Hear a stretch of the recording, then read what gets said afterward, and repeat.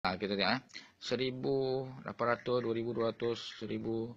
Tengok tarikh dia. Tengok hari bulan. Last itu 15/6, 1,000. Total saya dah dapat lebih kurang dalam 16, 17,000, 18,000 saya tak kira. Cuma saya tahu hari Khamis dengan Isnin dia mesti masuk dalam akaun. Kita back ya. Tengok balik bayar. Okey. Tengok balik yang commission. Tadi tak apa clear. Saya tunjuk dia sekali.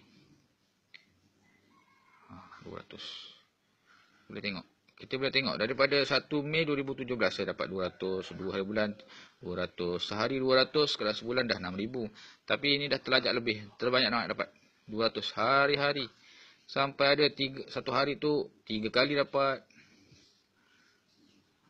Boleh tengok, semua boleh tengok sendiri. Okey, dekat sini saya nak bagi tahu lah. Jutawan apps ni tak pernah tipu sebenarnya. Sebab orang yang cakap macam tu dia sebenarnya tipu diri sendiri. Sebab kata janji nak bank in tapi tak bank in. So saya nak bagi tahu kat korang semua jutawan apps ni boleh buat duit.